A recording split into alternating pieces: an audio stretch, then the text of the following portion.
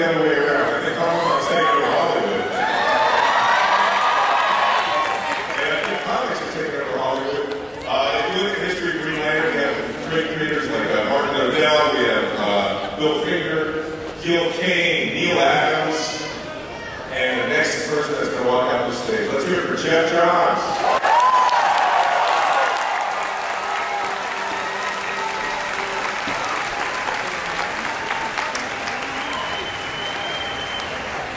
Jeff, welcome. Good. Super psyched. This is the first Green Lantern movie panel in history. It's pretty awesome. Film looks great. Yeah. I was down in New Orleans and I saw some of the footage, or I saw some of the work you've done. You were telling me the other day it was one of the best weeks of your life as being on the set. Tell the best week of my life. I think everybody here wants to see a Green Lantern movie as much as I do. Yeah. And we're here, we're going to jump right into some footage, right?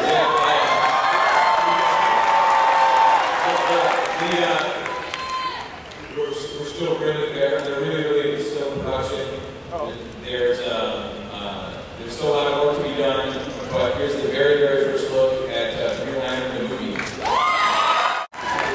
So Jeff, I didn't mention before, you're the chief, what is it? Chief Creative Officer now at DC Entertainment, and guiding projects through Hollywood. It must be very exciting for you to see this one going first, since as you can see from your shirt, your hat, and your career at Green Lantern means a lot to you.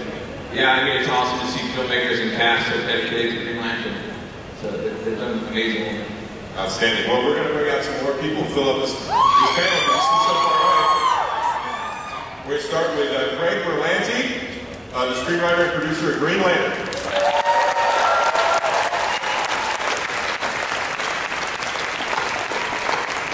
And here comes Donald DeLine, the producer of Green Lantern.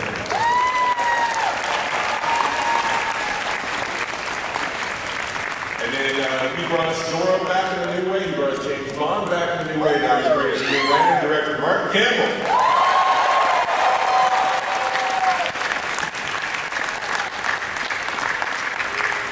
We have some cast members here for you today.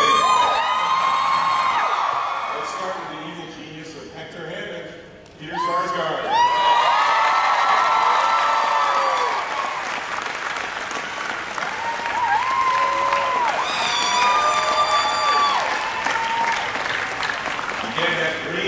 Yellow, even won't be in this movie yellow, but you have to have Sinestro.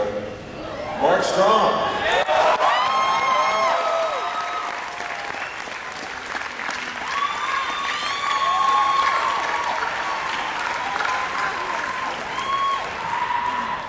As Carol Ferris in the movie, Blake Lively.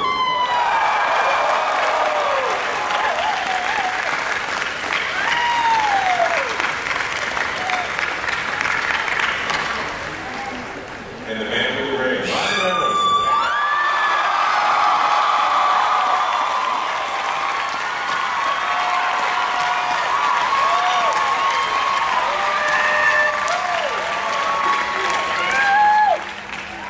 All right, let's get right to it. I want to save time at the end for questions from the audience. You know, Ryan, one of the things that you were telling me about before is that you turn to people like Harrison Ford, Han Solo, and Chuck Yeager to help sort of frame where the compass points for this character. Can you talk a little bit about that? Admittedly, going into this project, I didn't know as much about it as some people around here. I met with Martin Campbell, and this is a guy that has such a high standard for those around him, and not least in which himself, and that's what I initially fell in love with. But then I delved further and I learned more and more about this character, and it felt like this kind of validation between Chuck Yeager and Han Solo. It felt like this classic hero, something that I hadn't seen in a long time on film, a character who can, lack of a more eloquent way to describe it, he can throw a punch, tell a joke, and kiss a girl. And that was really exciting to me, and I for the life of me, I couldn't figure out, who would want to play that for a movie, let alone maybe 2 or 3. And Blake, looking out at this crowd, I think you can tell the passion that this property and a lot of the DC Comics property stir people. It must be interesting to step into this. It must be a... I actually came to the Comic-Con a few years ago. I got to walk around the crowd and take pictures with everyone. I'm excited to do a Harry Potter panel.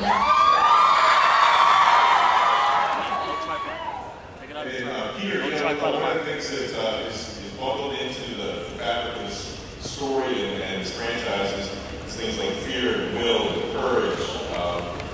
It makes large heads. What's that?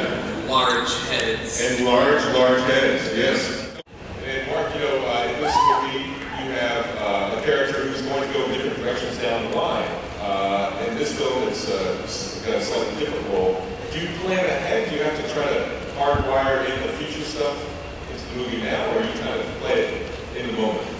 No, I think you have to take what you're given in the moment. I think if whatever happens to further down the line, I think if you know that the secret origin of comics, his job is to be Hal's mentor and put him through his paces. And he kind of learns his grudging respect by the end of the movie.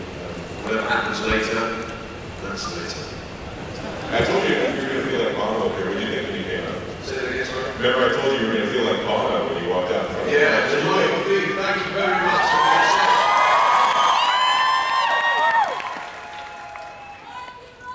Thank you very much. So do you.